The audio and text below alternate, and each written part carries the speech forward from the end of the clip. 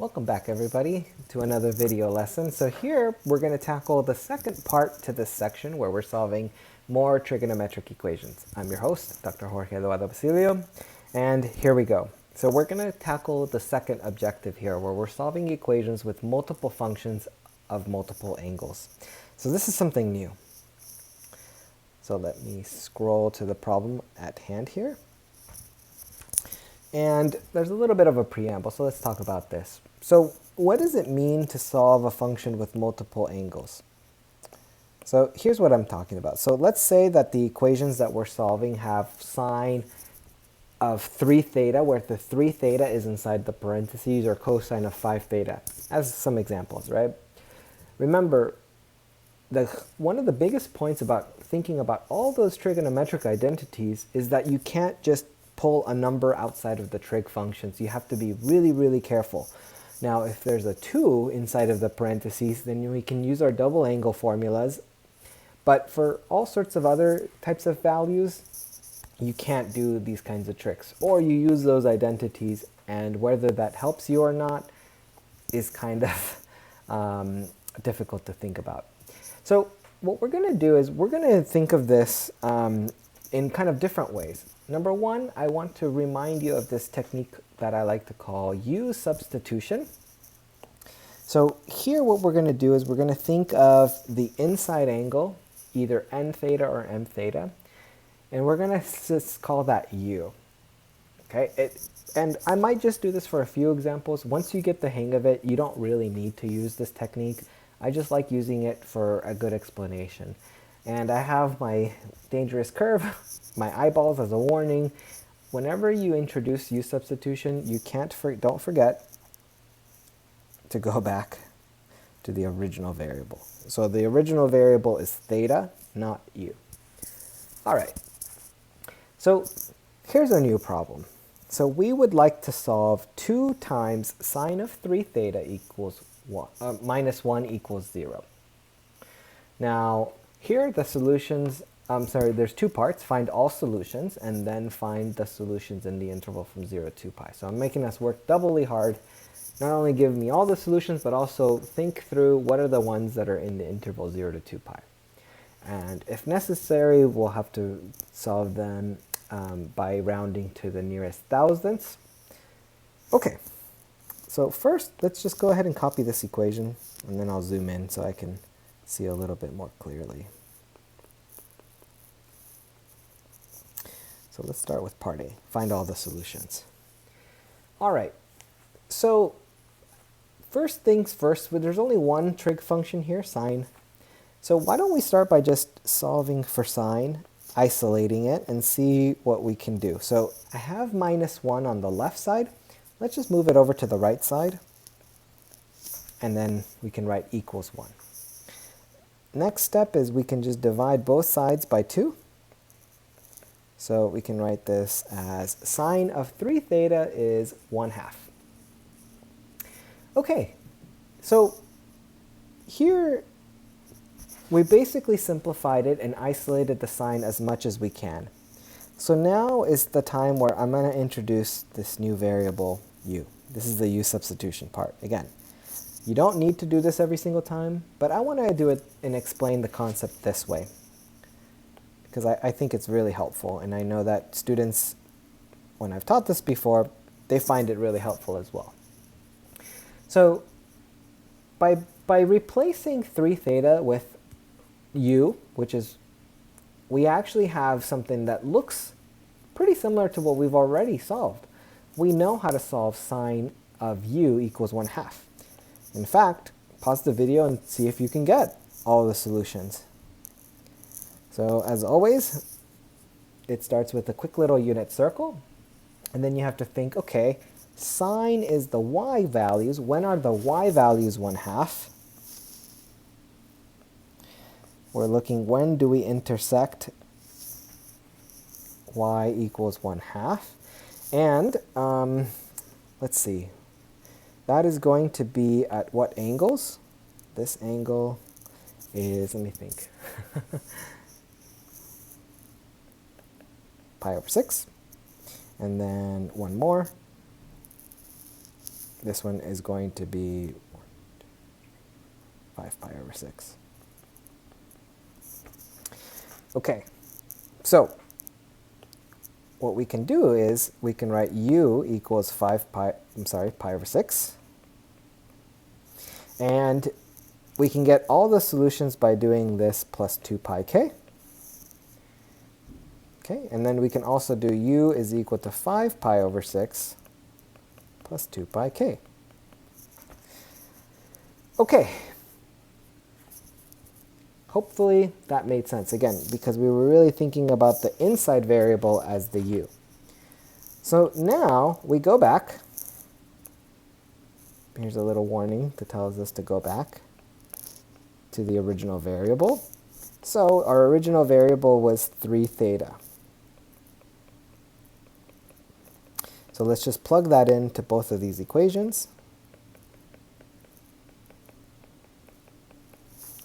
Okay, so if we're not quite done solving for theta, but we have a very simple equation. To solve for theta, we just need to divide both sides by 3. So pi over 6 divided by 3 means I do 6 times 3, which is 18. So pi over 18. And then this part's different. We have plus 2 pi over 3k. So I'm going to write it like this. Okay. Dividing this next equation by 3 gives us 5 pi over 18 plus 2 pi over 3k. All right, so since I put both equations, this is going to give me all of my solutions, because remember, part A was to find all solutions.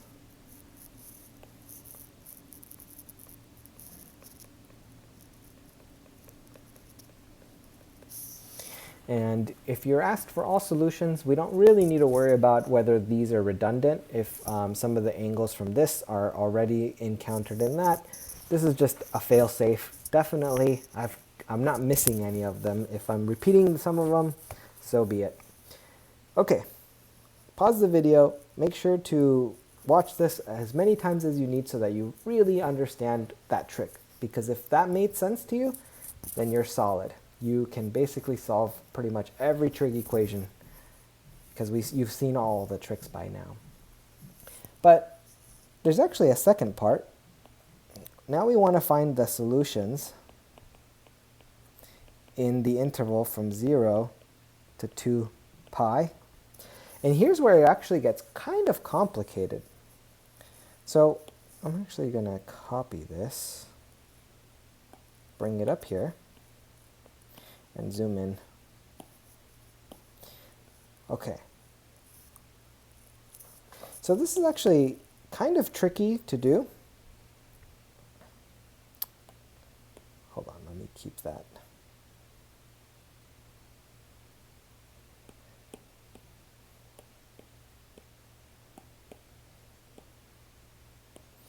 All right, so one of the things is all of these angles are built from pi over 18, so kind of this, or 5 pi over 18. So I hope you noticed that basically 18 or pi over 18 is kind of like the building block. And then we're adding steps in multiples of 2 pi over 3. So the way I think about these problems is probably a little unorthodox, but what I'm actually going to do is I'm actually going to reimagine 2 pi, and I want to turn this into divided by 18.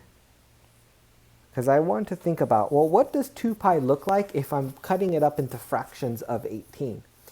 Oops, I'm hiding it with my little symbol. And if I ever want to think of 2 pi in that way, I can basically just reverse engineer it. Multiply top and bottom by 18. So 18 times 2 is 36. So basically, the reason why I'm doing this is I want to basically, I'm going to keep adding integer multiples of 2 pi over 3. But I'm going to stop once I get to basically 35 pi over 18. Because 36 pi over 18 is 2 pi, which because of this round parentheses, we don't include that. So any angle that basically is smaller than 35 pi over 18. All right, one more tip. We want to, so that basically tells us when we stop. The other tip is, notice that we're going to be adding 2 pi over 3 multiples. So let's maybe do this at the top over here, 2 pi over 3. So I want this to be in terms of 18 as well. So what do I need to multiply? This time I'm going to multiply by 6, right? 6 times 3 is 18. So if I do 12 pi over 18, it's the same as 2 pi over 3.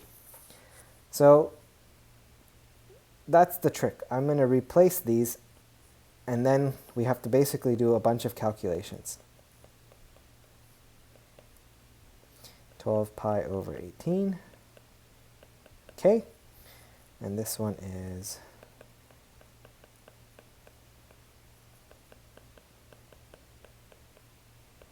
okay. And then remember, once we hit this, we stop. So let me try to draw a quick little hexagon. There we go. All right. So keep in mind the k are integers. What were integers? We're going to do 0, 1, 2, 3, including the negative numbers, but the negative numbers don't help us because we want to be from 0 up to 2 pi over 3. All right, so here we go. Take a deep breath, and let's start. Let's maybe put a little line here. If we do k equals to 0, theta is going to be pi over 18. Since pi over 18 is less than 36 pi over 18, we're going to keep that. Then we're going to plug in 1. Next angle is going to be pi over 18 plus 12 pi over 18. So this is why it's really nice to already convert the fractions, because now we just add them together very quickly. 13 pi over 18. 13 pi is less than 36, so we keep going. K equals 2. So pi over 18 plus, now we do k equals 2. 2 times 12 is 24, so we're going to get 24 pi over 18. So 24 plus pi is 25 pi over 18. Still less than 36, so we keep going. K equals 3 pi over 18 plus, okay, now we have to put 3 here. 3 times 12 is 36. Okay, and 36 plus 1 is 37. And we're saying, hey, wait a minute, that's too big. We needed to stop at 35. So we stop. So far the solutions we have are pi over 18, 13 pi over 18, 25 pi over 18. Okay, now time to move to the next equation, and we got to keep going. So for k equals to 0, we'll get 5 pi over 18. 5 pi is less than 36 pi, so we keep going. For k equals to 1, we're going to do 5 pi over 18 plus, plug k equals to 1, 12 pi over 18. 5 plus 12 is 17 pi. Okay, 17 is less than 36, so keep going. So 5 pi over 18 plus, now put k equals to 2. So 2 times 12 is 24. All right, so 24 plus 5 is 29. And, okay, 29 is less than 36, so we keep going. K equals to 3. Okay, so we have 5 pi over 18 plus, now let's see, the next one is plus k equals to 3. We're going to have 36 pi over 18, so which we already know it's too big, but let's just write it out. 5 plus 36 is 41. All right, and again, 41 is too big. So actually, I'm sorry, I boxed these, but let's do it actually like this. I'm going to do a green check mark because, okay, so we basically have 1, 2, 3, 4, 5, 6 solutions. But if this problem wasn't long enough, we have a bit more work to do. Why don't we just write our solutions? We have pi over 18, 13 pi over 18, 25.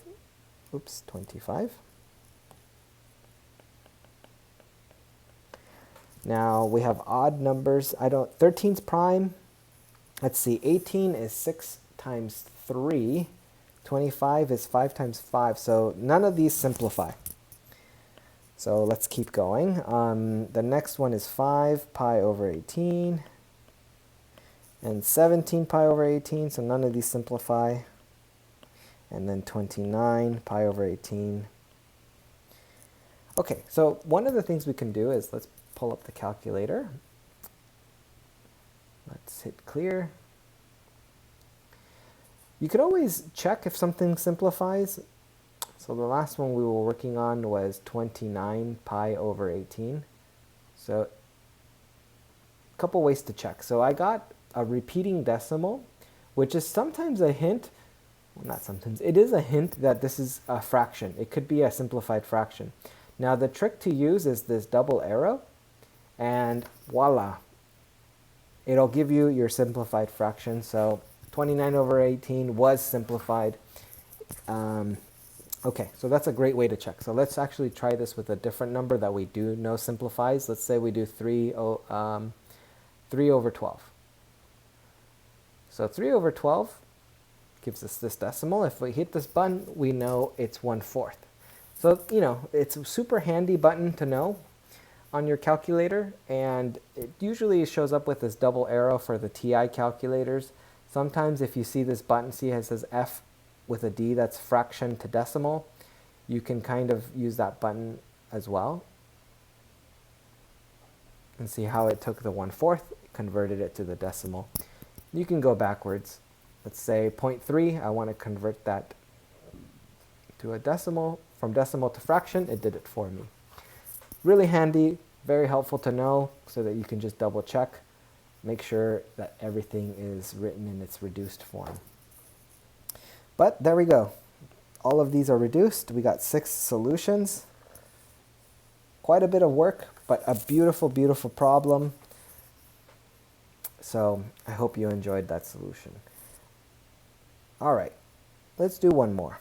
I think there's one more here. So I'm going to do all the solutions, and then I'm going to leave the final answer for you to figure out on your own. All right, so let's start with part A. So we have root 3 tangent of theta over 2 minus 1 equals 0. So like before, our first step is to isolate the tangent. So why don't we start by, so I have -1 on the left. Let's just move the 1 to the right. And then I can divide both sides by square root of 3. Okay, so the way I actually like to think about these problems is, hold on, let's actually do our u substitution first before I get ahead of myself. Okay, we have our u substitution, so we are trying to solve tangent of u equals 1 over root 3. All right, so the way I like to handle this problem, this is the trick. This is a trick I invented when I was a student. I remember my unit circle, and I know that some of the special angles do have a root 3 in them. It's the pi over 3 and pi over 6. Now, because I'm dealing with tangent and I know that I'm looking at sine over cosine, what I actually do is I actually rewrite this by doing this trick that I call reverse canceling. So what is reverse canceling? Well, I'm just going to multiply by 1/2 on the top and bottom so that I can rewrite this in a slightly more complicated way. 1/2 on the top and root 3 over 2 on the bottom. And it's totally not necessary, but I think that, students who really buy into this trick, they rarely make mistakes with their trig stuff. And I know that they've, told me in the past that they love this trick because it really helps them. So now what you have to do is you have to go, okay, remember tangent is y over x. So look up your unit circle. Where do you have the y-coordinate is 1/2 and the x-coordinate is √3/2? Okay, so there's going to be, let's do our quick little whiskers. So when is the sine 1/2? So looking at this, the sine is 1/2 here. And then the cosine is going to be √3/2. So if they're both positive, at pi over 6 is going to be part of our solutions. So we can write this as u equals pi over 6. Okay, and if we go down here, this is going to be our other solution where cosine and sine are both negative. So sine is negative 1/2, so it would be like that, and then cosine is negative √3/2, but remember they cancel because we're dealing with the ratio here. All right, so what's this one? This one's 1, 2, 3, 4, 5, 6, 7 pi over 6. Okay, and that gives us our u is equal to 7 pi over 6. But wait, we're not done. We got to go back to our original variable, which was theta divided by 2. So we got from our first equation, theta over 2 is pi over 6. Theta divided by 2 is 7 pi over 6. So to solve for theta, we just multiply both sides by 2. So we get 2 pi over 6. And here we get 14 pi over 6. And before we get too excited and box our answers, these actually simplify a little bit. So let's write this as theta is pi over 3. And this one's theta is let's see, we're going to get 7 pi over 3. Okay, great. That gives us our solutions. And, it's much, much harder to do this problem if you're trying to go from this equation directly, trying to look at the unit circle and you're trying to do the 1/2 in your head. It can get very complicated and very messy. Some students are very good at doing that, but most aren't. So, and in me, I didn't like doing too much stuff in my head. I'd rather have a more systematic method. And the u substitution really saves the day for me because it just makes it so clear. I don't have to worry about it. Eventually, I just write the equation, and then I can just multiply or divide whatever I need to do after the fact. Okay, great. Time to write all of our solutions.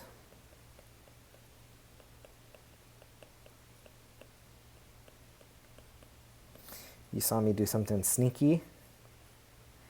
I did pi over 3 plus pi k. And the reason for that is, well, for this problem, 7 pi over 6 is pi over 3 plus pi. So to get all of my solutions, I just need to do plus pi. So this is the true value of drawing the unit circle every time for each problem. Literally takes you seconds to do, but it's just so powerful. I mean, visually you can see what's going on. You can save yourself a big headache in the future. All right, so I'm going to pause the video. I'm going to write out the solution so that you can check it. I encourage you to pause the video and just try to work out all of the solutions to part B, and then I'll see you in a second.